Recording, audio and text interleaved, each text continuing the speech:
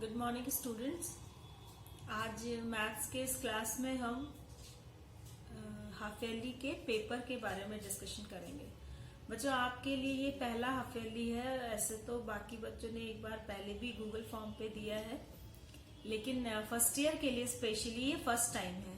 You are going to give your exam on internet, online exam देंगे। तो सबसे पहली बात कि be very honest with yourself, जो सबसे जरूरी है। ठीक है, मार्क्स उतने मैटर नहीं करते जितना कि आपका असेसमेंट, आपके एनालिसिस आपकी मैटर करती है। आपको खुद ये पता होना चाहिए आफ्टर एग्जाम कि आपकी प्रिपरेशन कितनी है। और जैसा कि मैंने वाइवा लिया है, बहुत अच्छी प्रिपरेशन अभी तक नहीं थी, लेकिन अगर आप चाहें तो उसमें सुधार कर सकते हैं। इसलिए सबसे पहली चीज जो है वो ये कि बी ऑनेस्ट। ऐसा नहीं है कि वहां पे टीचर नहीं है आपको देखने के लिए, आप खुद हैं देखने के लिए अपने आप को। दूसरी चीज, अब बात करते हैं पैटर्न की, और पैटर्न से पहले टाइम मैनेजमेंट की। कि पेपर जो है वो 2.5 घंटे का होगा, ठीक है, और 80 मार्क्स का होगा। तो सबसे पहली जो रिक्वायरमेंट है, क्वेश्चन आपने अच्छे से प्रिपेयर किया है अपना सब्जेक्ट, तो उसके बाद एग्जाम देने के लिए पहली रिक्वायरमेंट है टाइम मैनेजमेंट, और वो आपको आना ही चाहिए। टाइम मैनेजमेंट मैं इसलिए कह रही हूँ कि 2.5 घंटे में आपको मैथ्स में, अभी फर्स्ट ईयर में भी और सेकेंड ईयर में भी और बोर्ड में भी, बोर्ड में आपको 3 घंटे मिलेंगे 2.5 घंटे से की जगह पर, लेकिन कम से कम 32 से 33 क्वेश्चन अटेम्प्ट करने होते हैं। ठीक है, 100 मार्क्स के पेपर में। चूंकि आपका पेपर 80 मार्क्स का है, इसलिए कुछ क्वेश्चंस कम किए गए हैं। कोशिश की गई है कि बोर्ड पैटर्न को ही फॉलो करें, लेकिन चूंकि मार्क्स में डिफरेंस है, मार्क्स 100 मार्क्स की जगह हम 80 मार्क्स का पेपर बना रहे हैं, और 20 मार्क्स आपके वाइवा, आपके कॉपीज और जो पिछले असेसमेंट जो थे, जो भी आपका वाइवा था या कॉपी करेक्शन था, उन पर डिपेंड करेगा। और 80 मार्क्स का पेपर होगा। तो जो क्वेश्चन जितने मार्क्स का है उसके अकॉर्डिंग ही उसका सोल्यूशन निकालिए। सपोज कीजिए आपने एमसीक्यू का पूरा 1 पेज का सोल्यूशन किया और उसके बाद आपका आंसर गलत हुआ, तो एमसीक्यू में कोई स्टेप मार्किंग नहीं होती है। एमसीक्यू सिर्फ और सिर्फ चॉइस पे, आपके मल्टीपल आंसर्स होते हैं, उसके चॉइस पे डिपेंड करता है। 1 नंबर का क्वेश्चन है, आपने 1 पेज उसको सॉल्व करने में वेस्ट किया टाइम अपना, और उसके बाद आपका आंसर गलत आया, तो उस पर आपको कोई भी मार्क नहीं मिलेगा। So be very clear to it कि 1 नंबर के क्वेश्चंस में या एमसीक्यू में कोई स्टेप मार्किंग नहीं होती है। दूसरी चीज, बड़े क्वेश्चंस में स्टेप मार्किंग होती है मैथ्स में, ठीक है, लेकिन ये मार्किंग, स्टेप मार्किंग तब होती है when your solution is going towards the answer. ऐसा नहीं है कि कॉन्सेप्ट एपी का था, अर्थमेटिक प्रोग्रेशन का, और आपने वहां पे जीपी लगा दिया, ज्योमेट्रिकल प्रोग्रेशन लगा दिया, और वहां आप कहें कि हमें स्टेप मार्किंग नहीं की गई। ऐसे इस तरह से स्टेप मार्किंग नहीं होती है। स्टेप मार्किंग का मतलब होता है कि एपी का क्वेश्चन था, आप उसे सॉल्व कर रहे थे और कुछ स्टेप्स के बाद आपका कैलकुलेशन फंस गया, या आपका फॉर्मूला थोड़ा गलत हो गया, या कैलकुलेशन में कहीं आंसर थोड़ा सा वैरी कर गया मेरे आंसर से, तो वहां पे स्टेप मार्किंग जरूर होती है। लेकिन आपने एपी का क्वेश्चन था और आप उसमें जीपी करते हुए चले जा रहे हैं, तो आंसर तो नहीं आएगा आपका, और फिर आप एक्सपेक्ट करें कि ये मैथ्स का पेपर है तो इसमें स्टेप मार्किंग होनी चाहिए, तो ऐसी कोई स्टेप मार्किंग नहीं होगी। तो जितने नंबर का क्वेश्चन है, आप उसके अकॉर्डिंग ही उसका सोल्यूशन कीजिए। ठीक है, अगर 3 नंबर का क्वेश्चन है, आपने 2 पेज 3 पेज का बहुत लंबा सा सोल्यूशन किया, तो भी तो 3 मार्क्स ही मिलेंगे आपको उस पर, and it will take your time. So first of all manage your time. ठीक है, टाइम मैनेजमेंट सबसे कंपलसरी है। पैटर्न, अब अगर स्कूल में एग्जाम हो रहे होते और नॉर्मल सारी चीजें होती, तो 100 मार्क्स का मैथ्स का पेपर होता और उसका एक बोर्ड का सेट पैटर्न है। अभी 2.5 घंटे का पेपर होगा और 80 मार्क्स का होगा, जिसमें पहले 5 क्वेश्चंस जो हैं वो मल्टीपल चॉइस होंगे। हाँ, एमसीक्यू टाइप क्वेश्चन होंगे, जिसमें एक स्टेटमेंट होगा, उसके साथ 4 ऑप्शंस दिए रहेंगे उसके आंसर्स के, और आपको उसका सही आंसर टिक करना होगा। ठीक है, क्वेश्चन उतारने की कोई जरूरत नहीं है।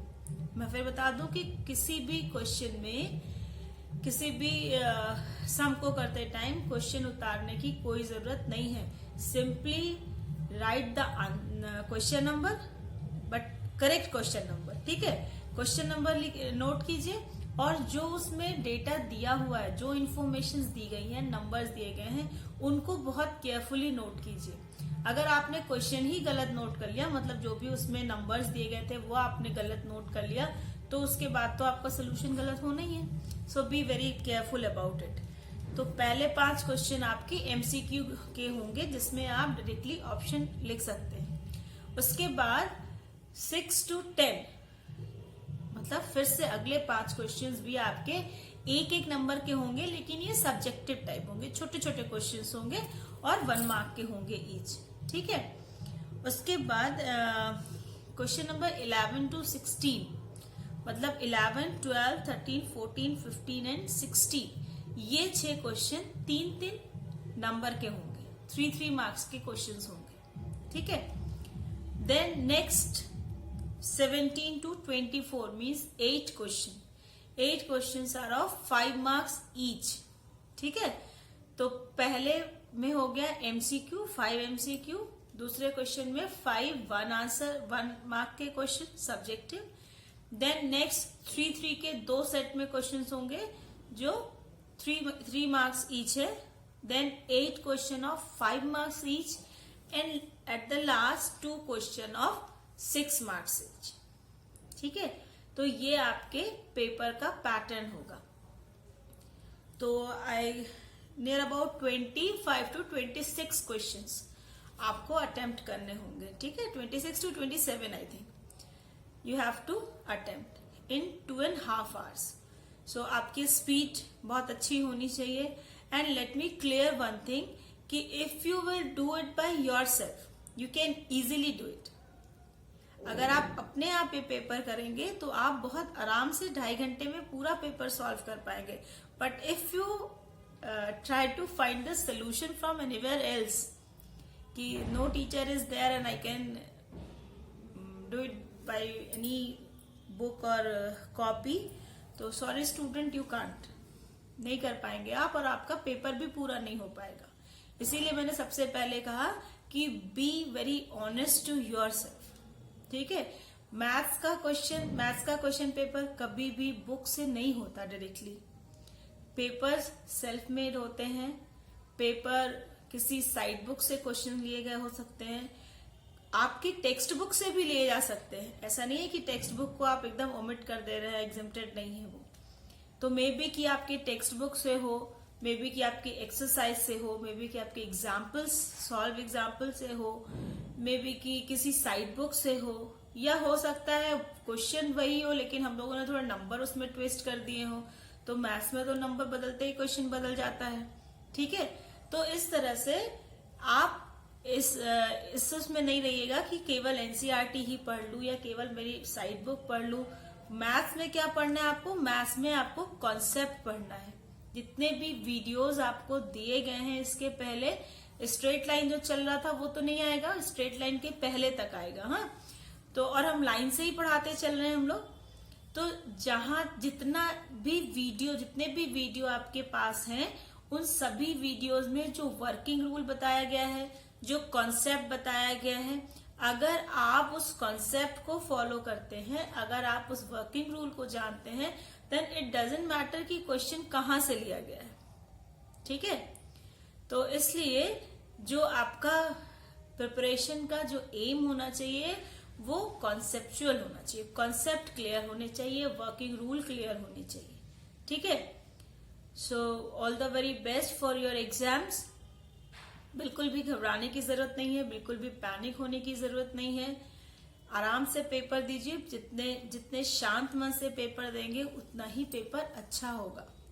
And one thing I would like to suggest you कि जैसे सिस्टर स्कूल में प्रेयर कराती हैं एग्जाम के पहले और बहुत अच्छे से सबको आप लोगों को समझाती हैं, ब्रीथ इन ब्रीथ आउट कराती हैं, तो you must practice that thing at your home also, at your place also, before your exams. और आप इतने दिनों से कामल में पढ़ रहे हैं, आप सब जानते हैं एग्जाम्स के पहले सिस्टर कैसे प्रेयर कराती है खुद ही, तो you all know that pattern, that thing. So I suggest you कि it will help you a lot. तो before your exam, before commence your exam, so please do prayer, please be very honest with yourself, give your paper very honestly, work hard and keep on practicing, keep on studying and do importance to each and everything. बहुत छोटा question है ये नहीं आ सकता, ये बहुत बड़ा question है ये नहीं आ सकता, इसका सोल्यूशन थोड़ा टिपिकल है ये पता नहीं आएगा कि नहीं, ऐसा कुछ भी नहीं है. आपको जितना पढ़ाया गया है, जहां से पढ़ाया गया वहां से कुछ भी पूछा जा सकता है. और मैथ्स के पेपर में कोई बाउंडेशन नहीं है कि क्वेश्चन आपके बुक से आए कि कहां से आए. बस जितना पढ़ाया गया है आई एश्योर यू कि उतने में से ही पूछा जाएगा. ठीक है. So take very good care of yourself, take good care of your health, and keep on studying, keep on practicing, and do your paper very well. So all the very best for your upcoming exam. Thank you.